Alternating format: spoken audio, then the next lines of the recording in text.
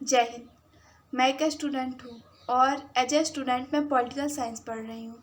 और political science का एक बहुत ही इम्पोर्टेंट चैप्टर है संविधान, जिसका एक अपना अलग इतिहास रहा है, क्योंकि संविधान में ऐसे प्रावधान किए गए हैं कि आप परिस्थितियों के अकॉर्डिंग उसमें चेंजेस ला सकते हैं। उसका संविधान में कुल 22 भाग है, जिसमें भाग 3 में मौलिक अधिकारों का वर्णन किया गया है, जिसमें आपको 6 मौलिक अधिकार दिए गए हैं, जिसमें स्वतंत्रता का अधिकार, समानता का अधिकार, शोषण के विरुद्ध अधिकार, धर्म की स्वतंत्रता, शिक्षा और संस्कृति का अधिकार, संवैधानिक उपचारों का अधिकार। ऐसे कुल 6 मौलिक अधिकार दिए गए हैं।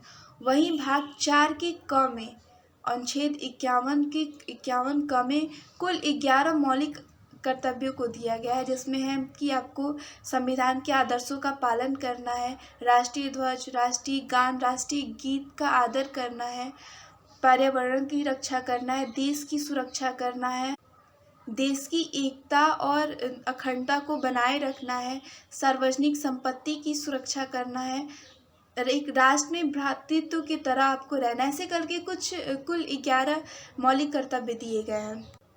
एक और मौलिक कर्तव्य है कि माता पिता और संरक्षक को 6 से लेकर 14 वर्ष के बच्चों को प्राथमिक शिक्षा देना है। ऐसे में मैंने देखा कि जहाँ कहीं भी सरकार लोगों के अधिकार को पे थोड़ा प्रतिबंध लगाती है, कि सरकार के कार्यों द्वारा लोगों के अधिकार पे थोड़ा भी कहीं से प्रॉब्लम आए, तो लोग नागरिक अपने अधिकारों की सुरक्षा के लिए सुप्रीम कोर्ट, हाई कोर्ट तक गए हैं। एग्जाम्पल बहुत सारे भरे पड़े हैं, सैकड़ों एग्जाम्पल्स हैं।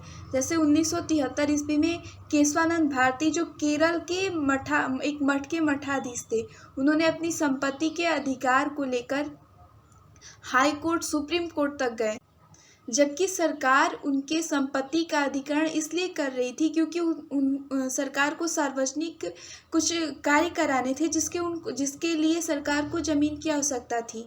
और वो कह रहे थे कि हमें संपत्ति का अधिकार, इसलिए हम अपने संपत्ति को नहीं देंगे। यहाँ अधिकार में थोड़ी भी दिक्कत हुई तो वे सुप्रीम कोर्ट, हाई कोर्ट तक चले गए। वहीं इसी वर्ष की एक घटना है कि कर्नाटक में कुछ लड़कियां हिजाब पहन के कॉलेज में चली गई, तो वहाँ कॉलेज वालों ने उन्हें हिजाब पहन के प्रवेश करने से सख्त मना कर दिया, क्योंकि कॉलेज में सभी बच्चों को एक तरीके के ड्रेस दिए जाते हैं ताकि बच्चों के अंदर भेदभाव की कोई भावना न आए।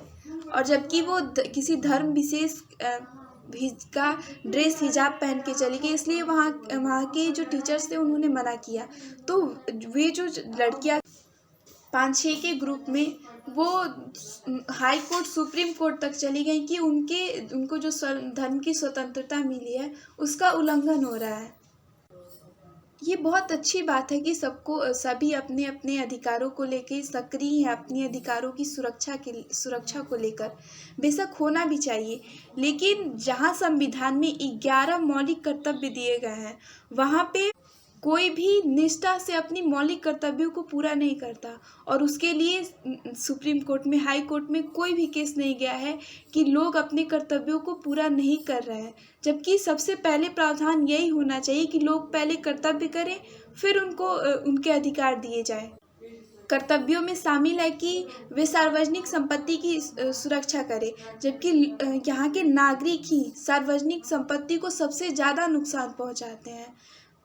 हड़ताल और विरोध प्रदर्शन के दौरान सरकारी बसों को तोड़ते फोड़ते हैं और भी कई सारे सार्वजनिक संपत्ति का नुकसान पहुंचाते हैं।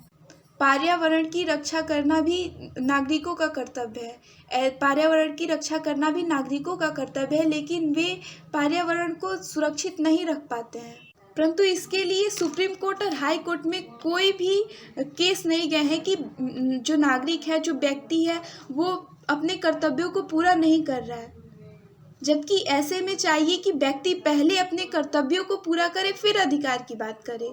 परंतु हमारे राष्ट्र के नागरिक अधिकारों के लिए हमेशा लड़ झगड़ने को तैयार है, लेकिन अपने मौलिक कर्तव्यों को कोई भी पूरा नहीं करता।